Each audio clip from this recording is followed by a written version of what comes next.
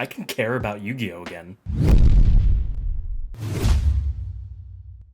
What is up, Duelists? Super Insane 18 here, back after a little over a month. Now, I did do the Yummy Mitsurugi Master Class, which admittedly burned me out, and I was going to take a little bit of a break anyway, but that break turned into a lot longer because the format devolved into Turn Skip Turbo, which just isn't really an enjoyable way to play the game. The objective of Yu-Gi-Oh! Is not golf, it is not to play as little Yu-Gi-Oh! As possible, and that is what we unfortunately saw, but thankfully we got an emergency ban list, banning almost all of the turn skips. So now we're going to bring you guys an updated Yummy Mitsu deck with a combo at the end, so make sure you guys stay tuned for that. Let's go ahead and jump on in. And before we actually get into the profile, I do just want to take a moment to remind you guys that we have some amazing sponsors on this channel, both Dueling Guard and Imperium Duelist. Using the links in my description down below, you can not only save 10 to 15% off of your order, but I also get a kickback, which will help support the channel so that I can continue to bring you guys this amazing content. For the main deck, we are on a grand total of 42 cards. We will start off with 3 copies of Cupsy Yummy. This is the best one card starter because it also searches you an additional card. So yeah, not really much to be said there. We've gone over the Yummy cards quite a bit, but the new addition to the deck is going to, of course, be the Marshmallow. This is really good because it is also a starter, being that it is a Yummy monster, but it is a starter that can just flat out special summon itself if you control no monsters, or if the only monsters you control are beasts. So you definitely want to max out on this one. We have moved down to only 2 copies of Cookie. Now, this is a very hard decision for me. I am a person that historically believes I have very bad luck. So not having a maximum number of Yummy names feels a little bit bad to me, but in testing, this is realistically all that you need, along with the 1 copy of Lollipo, equating to a total of 9 Yummy monsters. Now, it might be weird that we went from playing 9 Yummy names to playing 9 Yummy names, but the additional utility that the Marshmallow provides makes up for the lack of having those additional 3 names. If you do, you can just bump it up by the 2 cards that you're missing, or the 3 cards that you're missing, and it shouldn't mess with the consistency too much, and that's something that I might do depending on how my further testing goes, but for now, this is the Yummy ratios.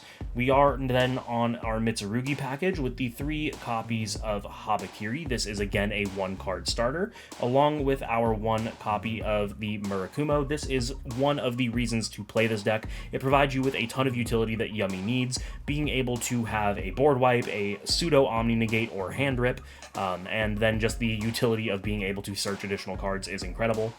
We are on 2 of the regular Mitsurugi monsters. Shout out to my locals for this misprint one. We have our Saji as well as our 1 copy of Kusanagi.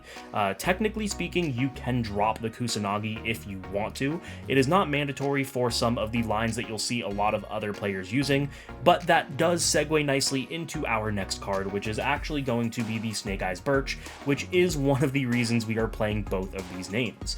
Now, I mentioned it in the masterclass, but for those of you that have not seen it, I don't necessarily like Zombie Vampire. I am playing it in this deck, but we'll get there when we get there.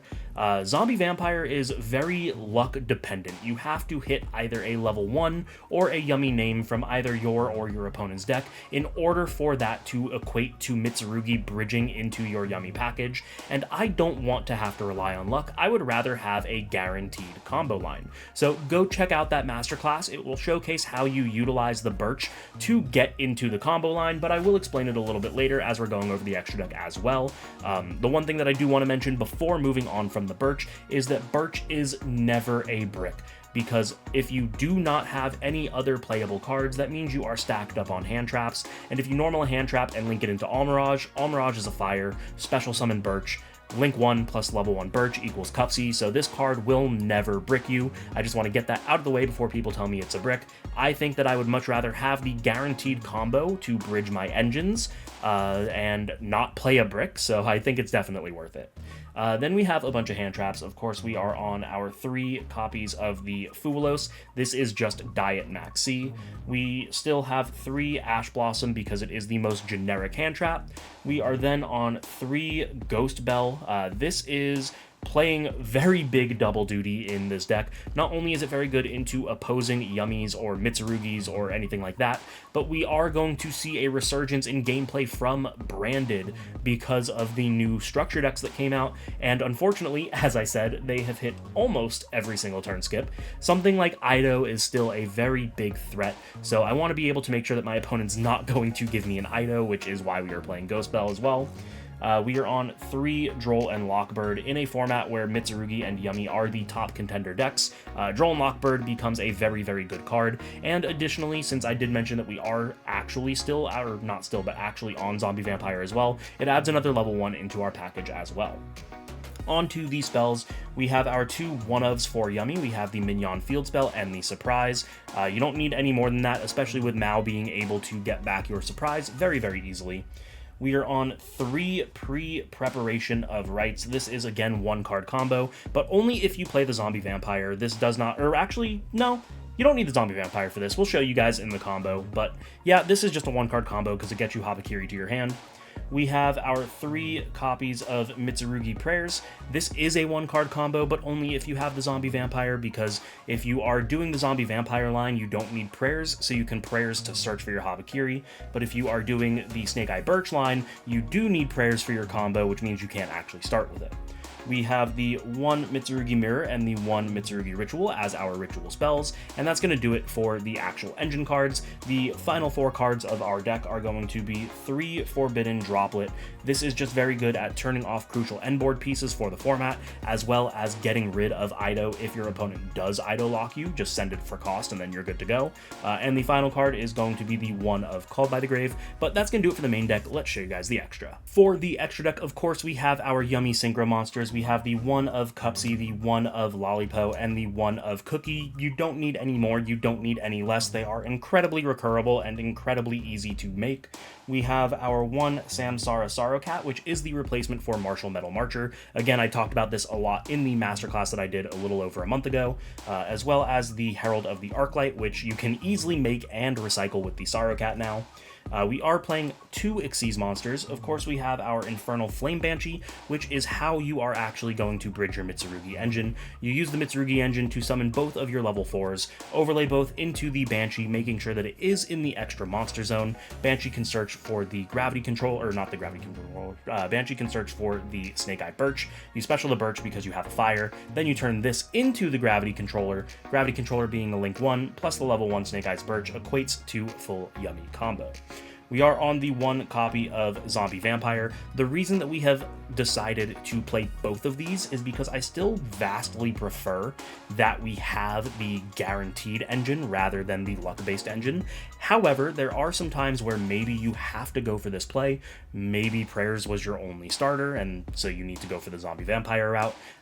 Maybe you got stopped and hand-trapped in some capacity, and so you have to rely on using your 2 8s to go into a Zombie Vampire instead. There's just definitely some scenarios where this can come up, so I want to have it as the extra utility. However, it is not my game plan. My game plan is still always going to be the Banshee for the guaranteed line. We are on 3 Yummy Snatchy. Previously, we were only on 2, and admittedly, we can cut this back down to 2. Very, very rarely does the 3rd actually come up, but we had a little bit of extra room in this iteration of the extra deck, so I decided to throw the 3rd back in, but more testing will tell if there is anything better or more worth playing. Just know that very rarely do you ever actually need the 3rd. Then we have our Gravity Controller, our Link Spider, and our Almirage as the remaining Link 1s in the deck. Gravity Controller is absolutely crucial for the combo. Not only does it turn your Banshee into Gravity Controller so that you can get your Yummy combo from your Mitsurugi combo, but it also does the reverse as well by turning your Herald that you get off your Yummy combo into the Gravity Controller to then search for your Mitsurugi combo. So this is the crucial bridge to get you into both ways. The Link Spider is because there actually is a point where your opponent can Nibiru you in the new iteration of the combo that really, really sucks if you don't have a way to put another Link 1 on board. So I think that Link Spider is a little bit more important than ever now. And then the Almirage is because we have a lot of cards that we can just normal summon and turn into a Link 1, which will of course benefit the Yummy combo as well and make it so that Snake Eyes Birch is never a brick. we are on the IP Masquerena and the SP Little Knight as the final 2 cards, being Link 2s for the deck. You now actually end on IP Masquerena, which is incredible because not only does it give you a stronger end board, being able to make SP on your opponent's turn, but it also means that you don't have to play weird cards to out something like a Contact C if your opponent's going to Contact C you.